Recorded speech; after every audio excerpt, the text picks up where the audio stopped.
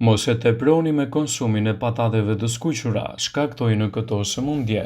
Një studim i ri sugjeron se njerëzit që hanë 3 racione patate të skuqura në javë kanë një rrezik më të lartë për të zhvilluar diabetin e tipit 2.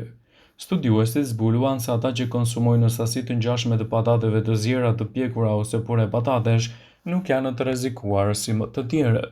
Një ekip studiuesish, përfshirë edhe ekspertët e Universitetit të Cambridge-it, donte të hetonte çdo lidhje midis konsumit të patateve dhe rrezikut të diabetit të tipit 2. Studiuesit analizuan të dhëna nga studime që monitoruan shëndetin e mbi 205.000 punonjësve të kujdesit shëndetësor në Shtetet e Bashkuara. Studimet të përsëritura mbi dietat e njerëzve u kryen gjatë 4 dekadave. Gjatë periudhës së ndjekjes së studimit u dokumentuan afërsisht 22.000 raste të diabetit të tipit 2.